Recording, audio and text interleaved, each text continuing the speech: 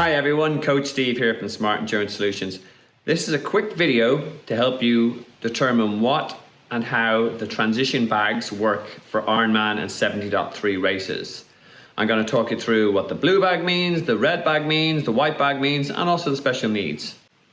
So in Ironman and 70.3 races is a very specific setup for transition. You will need to prepare a blue bag, which is your swim to bike bag, a red bag, which is your bike to run bag. You will also have to prepare a streetwear bag for what you pick up afterwards. And for those who want to use it, you will need to use a run or bike special needs bag. I'm going to go through what's going to go in each of these bags. The white bag is your streetwear bag, and this, unlike your blue and your red bag, you will carry to the race start on the morning. The red and the blue bag will be hung in transition the night before. Typically, you will have access to check them in the morning. But your white bag is the first bag you'll be able to pick up after you finish your race. So, ideally, you should wear down nice, warm, comfortable, dry clothes that you will be able to change in after the race. It makes sense to wear these clothes down to the swim start if you have a bit to travel, as then you can fill these clothes in your white bag after you put on your wetsuit and tri-suit and head to the swim start. Another key thing to have in the bag is if you want to be able to contact people straight away, a phone, although you have to remember that these bags are going to be hung in a public area. First up will be T1 when you are transitioning from the swim to the bike, and this is your blue bag. What you will need in here, the bare minimum, is your helmet, your bike shoes, your socks if you want to wear them, your race belt, and also I would recommend a small towel to dry off your feet and other areas after the swim. And if you want to change into a full set of clean cycling clothes, you can have that equipment in here too. But at bare minimum, I'd recommend having a warm jacket just in case the weather is a little bit colder than expected, and you can avail of it if you require. It's better to be looking at it than looking for it. And remember, if you don't use it, you can leave it in the bag.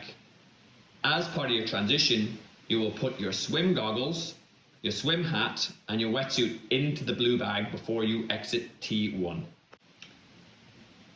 Next up is T2, where you will be transitioning from the bike to the run. At a bare minimum, you will need your runners, a pair of socks. Always a good idea to change into dry socks because wet socks will cause blisters on a long run.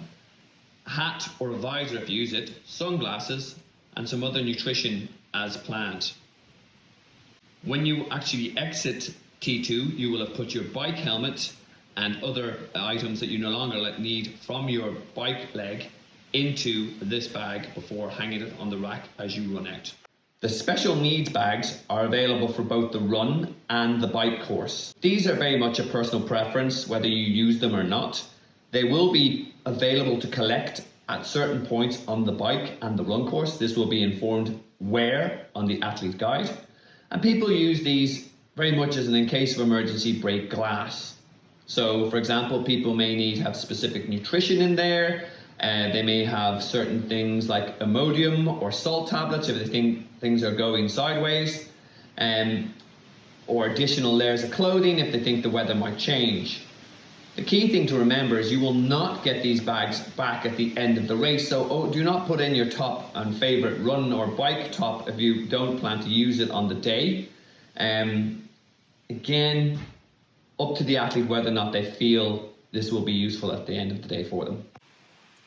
So there you go, guys. There is a lot to it and there's a lot of equipment in there, but it's not as difficult if you just try to think through the process and map out what you'll need in each and every step of the race.